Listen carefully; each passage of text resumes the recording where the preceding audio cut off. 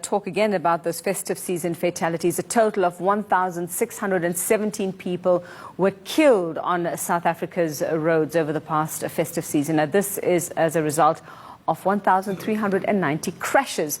Transport Minister Fikile Mbalula released those figures today, but the Automobile Association saying that festive season road deaths aren't certain to decrease. Well, let's talk to Layton Beard about it and find out what they feel is going to be the final figure or where we'll be. Layton, good evening and thanks for your time. So the AA is saying that these figures that we heard today are preliminary and not the final audited numbers. So what does the AA reckon we're going to be seeing when the final figures are actually released, when we get there?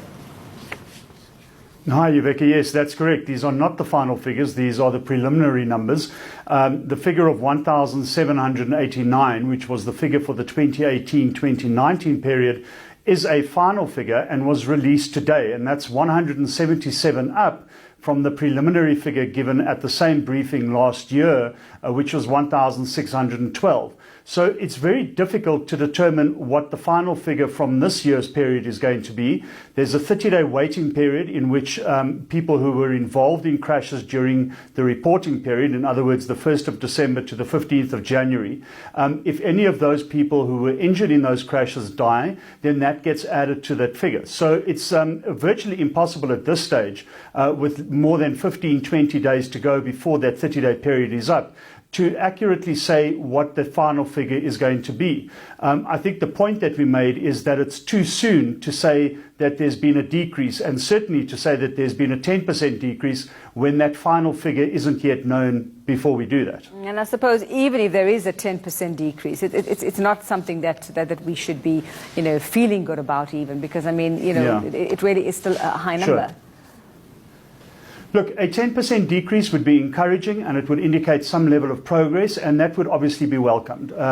But a 10% decrease off a base of 15,000 over 10 years is really not something that we need to celebrate. We have to put in a lot more hard work, and these numbers simply have to come down. The road death fatality statistic on our roads, specifically over the festive season periods, is incredibly high. So 10% is, yes, it is progress, but at the end of the day, a lot more needs to be done. But before we even get to that point, Uveka, I think what we really want to impress upon is, let's wait till that final figure is in before we say there has been a decrease. We don't know whether there has been or not, and we'll only know when that final number is in.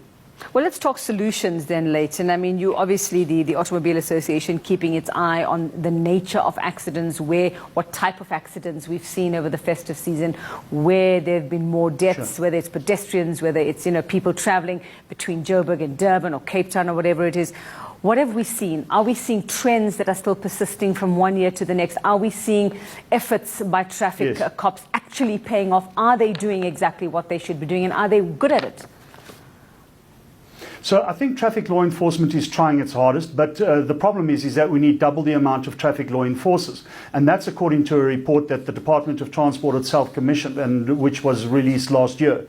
So we need double the amount of traffic law enforcers. We need more resources for traffic law enforcement. We need better and enhanced intervention for outreach and educational programs in schools. People's behavior simply needs to change. We see that speeding is a huge issue. People not wearing seatbelts is a huge issue. These are the issues that are perennial and that come up over and over again. And one of the ways in which you deal with that is through effective law enforcement. And if you have half the number of law enforcers that you need, it stands to reason that a lot of people are going to fall through that law crack.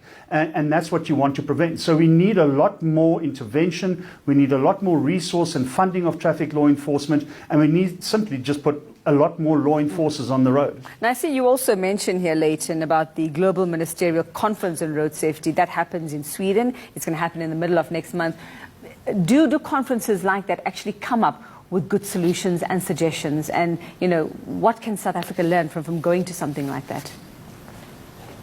No, they absolutely can learn from that, and there are a number of interventions that are raised at these meetings, talking about safer roads, talking about safer vehicles, things that as South Africa we need to be learning and taking on board. So, they have set targets for the halving of road death fatalities by 2030. South Africa had the same target for 2020 from 2010 to 2020. The Minister today mentioned that it was regrettable that we hadn't met that target. So we've got a new target for 2030. There are a lot of international best practices that South Africa can learn from.